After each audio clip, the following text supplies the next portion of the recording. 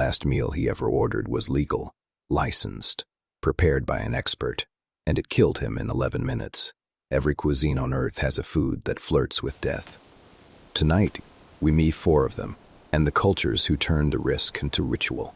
Japan, Italy, Iceland, Jamaica. 4 countries on opposite sides of the world. 4 traditions stretching back centuries, and 4 foods that sit at the very edge of what the human body can survive. The question is not why these foods exist. The question is, why do millions of people keep choosing them? These are not accidents waiting to happen. They are controlled dangers, managed by ritual, by knowledge passed generation to generation, by the kind of skill that cannot be learned from a recipe book. But every year that knowledge fails someone, and the results are irreversible. This film is not about recklessness. It is about the bargain humans have always made between pleasure and peril. The foods you are about to see have outlasted empires, survived prohibition, and inspired devotion. No warning label has ever managed to extinguish. Here is what they are. Here is why they endure. Pufferfish carries enough tetrodotoxin in its liver and skin to kill 30 adult humans. There is no antidote. The poison attacks the nervous system within minutes, leaving the victim fully conscious as their muscles, one by one, stop working. It is, by any rational measure, not a food. And yet, for over 500 years, Japan has called it a national treasure. In Japan, preparing fugu is not a talent, it is a license. Chefs must pass years of rigorous government examination before they are permitted to serve a single slice. The parts of the fish that carry the toxin, the liver, the ovaries, the skin, are classified as industrial waste and must be double-sealed in locked containers before disposal. One mistake is not a bad review. It is a death. The flesh itself is mild, almost neutral, a whisper of sweetness, a faint texture. But fugu lovers speak of something else, a tingling in the lips, a warmth that spreads slowly through the chest, a meal that reminds you, viscerally, that you are alive. This is not an accident of the dish. This is its entire point. Martzu translates without flinching to rotten cheese. It begins as a standard Sardinian pecorino, then deliberate. The cheesemaker removes part of the rind, allowing a specific fly, Piophila Casu, to lay its eggs inside. Over weeks, thousands of larvae hatch and consume the cheese from within. What remains is a soft, pungent, liquefied paste that the island has eaten since at least Roman times. The European Union banned it in the 1970s. Sardinians ignored the ban entirely. The larvae are alive when the cheese is eaten. They are alive in your mouth. If they survive the stomach, and some do, they are capable of burrowing into the intestinal lining. Food safety authorities list the consequences as severe, sometimes requiring surgery. Locals will tell you this has never happened to anyone they know. Both things may be true. Casu Martzu is not merely tolerated in Sardinia. It is a symbol of resistance, cultural, political, culinary. When Brussels legislated against it, the island simply pushed it underground, trading wheels in markets the way other countries traffic in contraband. It was added to the Ark of Taste, a global registry of endangered heritage foods. The EU eventually granted it protected regional status. The maggots remained. The Greenlandic shark has flesh that, eaten fresh, is immediately toxic, saturated with trimethylamine oxide and urea, compounds that act as natural antifreeze in its blood. Eaten raw, it causes symptoms indistinguishable from extreme intoxication, followed by paralysis.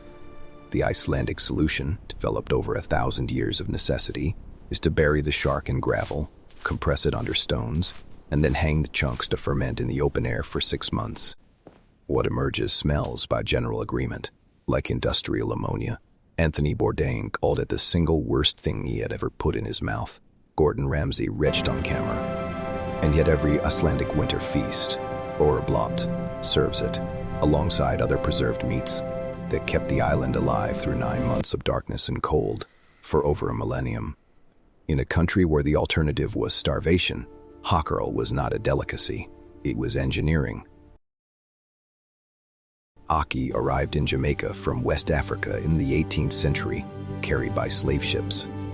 Today it is the national fruit, the centerpiece of the national dish, ackee and saltfish, served at breakfast tables across the island every single morning. And if you eat it eaten 12 hours too early, before the fruit has split open and vented its natural toxin, it will cause something clinicians call Jamaican vomiting sickness, violent nausea, convulsions, hypoglycemia, and in the worst cases, coma. The rule in Jamaica is absolute and generational. You never pick ackee. You wait for it to open. The fruit tells you when it is ready. This is not superstition. The toxin, hypoglycin A, is neutralized by the same process of ripening that opens the pod.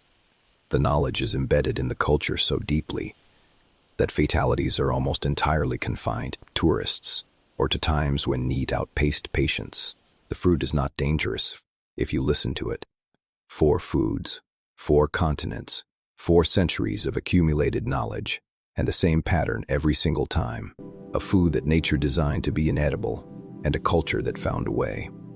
Not by ignoring the danger, by mastering it, by converting raw peril into an art form with rules precise enough to be inherited, exacting enough to be taught, and meaningful enough that each generation chose to learn them. We think of dangerous food as extreme, as fringe, as the province of daredevils and television presenters, but every meal involves a degree of trust in the farmer, the butcher, the chef, the fire. What Fugu and Casu Martzu and Hákarl make visible is the trust that is invisible everywhere else. Every cuisine is a technology for making the inedible edible. These 4 foods just never hid that fact. They wore it proudly. They made it the whole point. What all 4 of these foods share, more than danger, more than tradition, is the human being in the middle of it. The person who learned, the person who remembered, the person who taught their child, who taught theirs. A Fugu chef's license took 3 years. A Sardinian grandmother's knowledge took 70. The Jamaican farmer's certainty that he can read a fruit came from a grandfather who had never heard of food science and did not need to. These people are not reckless. They are among the most careful people alive. We live in a world that has largely decided that safety belongs to the laboratory, the regulator, the barcode. We trust systems we cannot see, ingredients we cannot name, supply chains that cross 12 time zones, and yet we call Fugu dangerous. We call Casu Martzu extreme. Perhaps the distinction is not between safe food and unsafe food. Perhaps it is between visible risk and invisible risk. These foods show you everything. The question is whether that makes them more dangerous or more honest. These foods are not going anywhere. The EU ban on Casu Martzu did not end it. The warnings on Fugu menus did not stop the orders. The US import restrictions on Ackee only made the diaspora miss it more. Dangerous food endures not in spite of its danger, but because of what surrounds it. The knowledge, the ritual, the trust, the meal, shared with someone who loves you enough to have learned how to feed you safely. That is not recklessness. That is civilization. Which one would you try? Tell us below, and drop your country's most dangerous food in the comments.